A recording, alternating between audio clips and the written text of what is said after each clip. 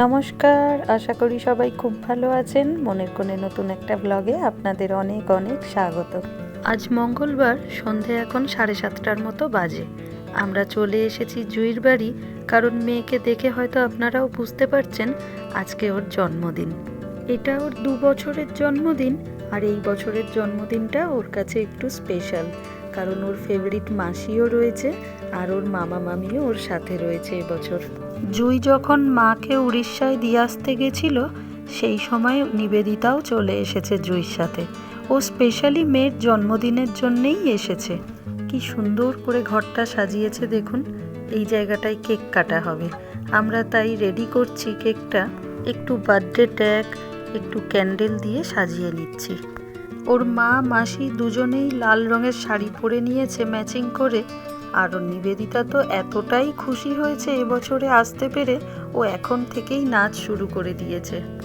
সত্যিই আজ একটা খুব খুশির দিন। এদিকে মেয়েকে দেখুন না, ওকে আমি খাইয়ে দিলাম, ও একদম পরীর মতো সেজে নিয়ে গান চলছে আর ও সমানে নেচে যাচ্ছে। গেস্টরাও সবাই প্রায় চলে এসেছে। চলুন এবার কেকটা তাড়াতাড়ি কেটে নেওয়া যাক।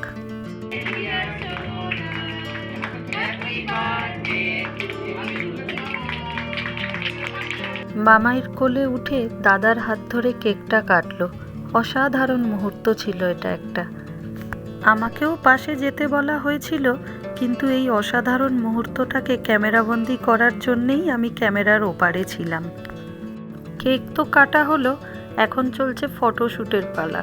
সব বাচ্চাদের নিয়ে, ওকে নিয়ে, ওর মাম পাপাকে নিয়ে, ওর মাসিকে নিয়ে, ওর মামাকে নিয়ে, সবাইকে নিয়ে একে একে ফটো তোলা হচ্ছে। এই বছর শীতকালে এটাই আমাদের ফার্স্ট নিমন্ত্রণ বাড়ি। এর আগে আমরা একটাও নিমন্ত্রণ পাইনি, তবে বার্থডে দিয়েই শুরু হলো নিমন্ত্রণটা। দেখা যাক কবে গিয়ে শেষ হয়।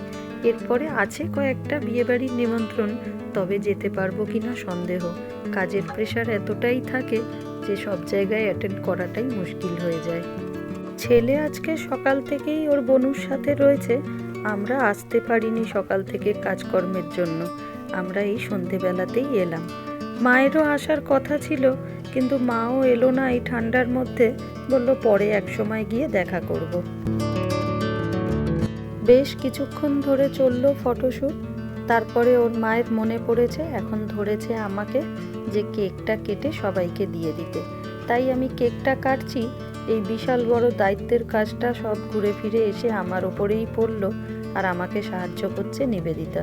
যদিও বেশি কিছু করছে না, খালি চিপসটাই দিচ্ছে দেখুন না। আর বলছি বলে ও কত যে কথা বলাচ্ছে, এই কথাগুলো আপনাদের অন ক্যামেরাই শোনাবো ও কি বলছে। চলুন দেখা যাক ও কি বলে, আপনারা নিজেরাই শুনুন।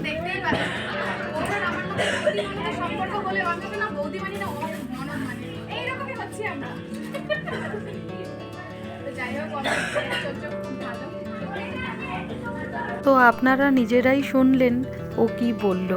আসলে আমাদের তিনজনের মধ্যে, মানে আমি, জুঁই, নিবেদিতা, আমাদের তিনজনের মধ্যে সম্পর্কটা এরকমই থাকে সব সময়। সবার মোটামুটি কেক খাওয়া হয়ে গেছে, এখন সবাই নাচে ব্যস্ত। ওর মা থেকে শুরু করে মাসি থেকে প্রায় সবাই, বাচ্চারা তো রয়েছেই। আর মেয়েটা আজকে আমাকে জাদুর মতো ধরে রেখেছে, না কোথাও যাচ্ছে না কিছু।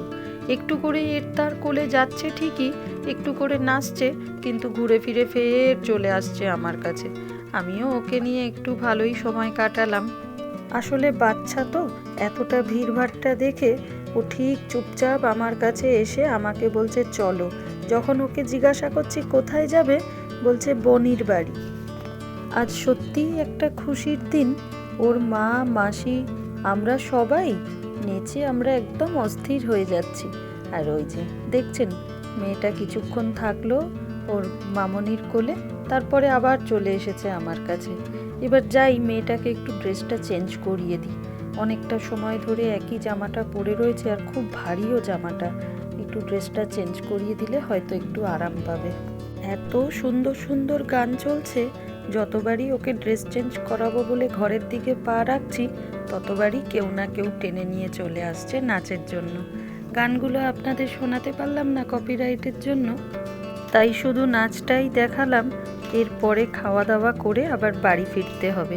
রাতও এখন অনেকটাই হয়েছে, প্রায় 11:30টার মতো বেজে গেছে, কিন্তু কারুর কোনো খাওয়া দাওয়ার তাড়াই নেই। দেখুন, বাচ্চাগুলোকেও কিছুতেই খেতে বসানো যাচ্ছে না।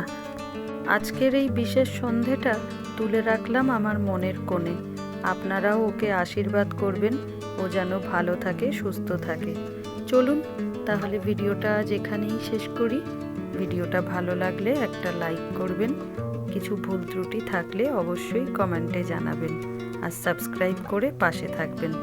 দেখা হবে পরের একটা নতুন ব্লগে।